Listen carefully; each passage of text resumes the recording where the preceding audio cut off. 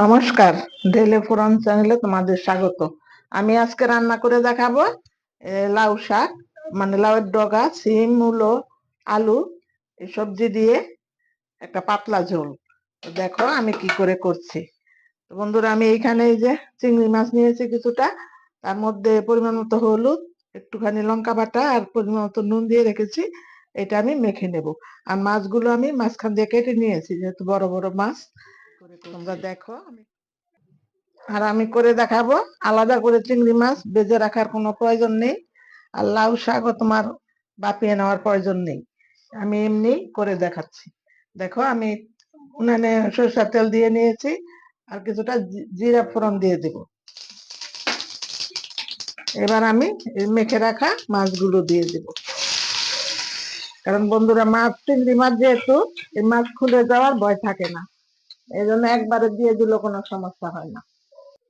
দেখো আমার মাছগুলো ভাজা হয়ে গেছে। দেখো যে লাল লাল করে ভেজে নিয়েছি। এই পর্যায়ে আমি দিয়ে দেব সবজিগুলো। সবজিগুলো দিয়ে আবার ভালো করে কষিয়ে নেব। বন্ধুরা, তোমরা এরকম করে একবার খেয়ে দেখবে রান্না করে। যদি ভালো লাগে আমার কমেন্টের মাধ্যমে জানাবে। কম লাগে, তেমন মশলাই লাগে না। দেখতে থাকো। এবার আমি একে একে দিয়ে দেবো বাকি মশলা। এই দেখো পরিমাণ মতো আমি হলুদ দিয়ে দিলাম, আর দিয়ে দেবো পরিমাণ মতো লবণ দিয়ে এবার এটা একটু নেড়ে চেড়ে তারপর আমি ঢাকা দিয়ে রেখে দিব কিছুক্ষণের জন্য। আর এইদিকে আমি তোমার 6-7টা কাঁচা লঙ্কা নিয়েছি থেতো করে, কাঁচা লঙ্কাটা দিয়ে দিচ্ছি। বন্ধুরা, তোমরা জালটা কম বেশি করে নেবে। আর এখানে আমি ছোট একটা পেঁয়াজ আর 1 চামচের মতো জিরা আমি বেটে নিয়েছি, এটা আমি পরে দেব। দেখতে থাকো। আমি একটু নাড়াচাড়া করে তারপরে এটা আমি ঢেকে রেখে দিব 5 মিনিটের মতো।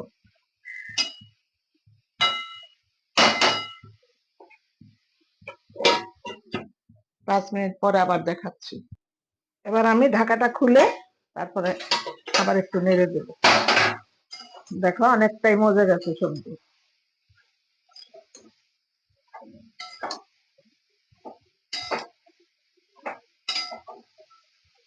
এই পর্যায়ে আমি বেটে রাখাই একটুখানি পেঁয়াজ আর জিরাটা দিয়ে দিলাম।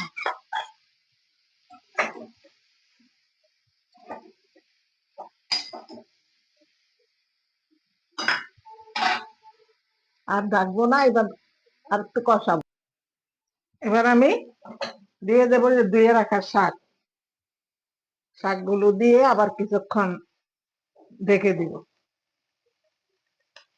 আর বন্ধুরা, এই তরকারিটা কিন্তু রান্না করতে খুব সহজ, তাড়াতাড়ি রান্না হয়ে যায়। এবার আমি একটুখানি ঢেকে দেব, কারণ ঢেকে দিলে তাড়াতাড়ি মজে যাবে।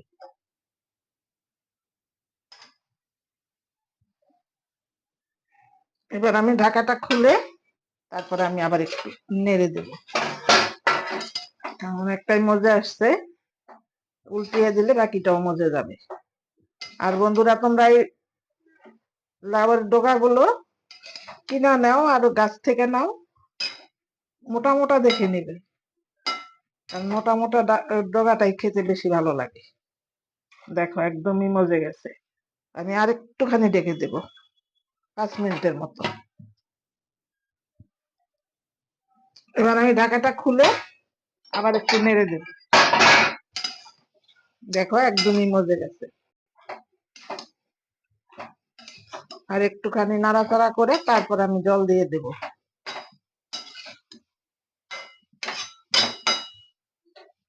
দেখো বন্ধুরা, ঝোলটা কতটা সুন্দর লাগছে, আর গ্রানটা দারুণ একটা গ্রান বেরোচ্ছে। লাউ শাকের যে একটা গ্রান, সেই গ্রানটাই মানে মোমো করছে। আর দেখো এই যে আমার চিংড়ি মাছ কিন্তু একটাও খুলে যায়নি, কারণ এইভাবে রান্না করবে, সময়টাও বাঁচবে আর তাড়াতাড়ি হয়েও যাবে।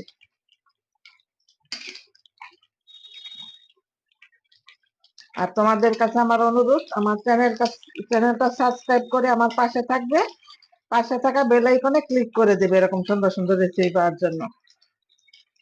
আর ভিডিওটা টেনে টেনে না দেখে ফুল দেখবে, নাহলে বুঝতে পারবে না আমি কিভাবে কোন জিনিসটা কখন দিয়েছি। তো বন্ধুরা তোমরা দেখতে থাকো। দেখো বন্ধুরা, রেডি হয়ে গেল আমার পাঁচমিশালি সবজি আর লাউয়ের ডগা চিংড়ি মাছ দিয়ে পাতলা ঝোল।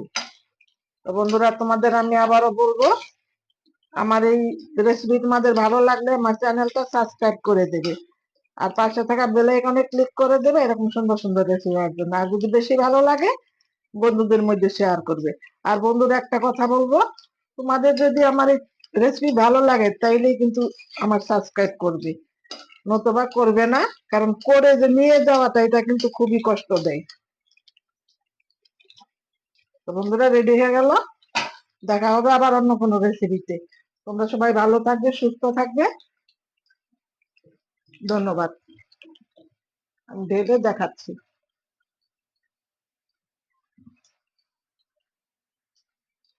করে ভালো লাগলে আমার কমেন্টস এর মাধ্যমে জানাবে। দেখো কতটা সুন্দর হয়েছে।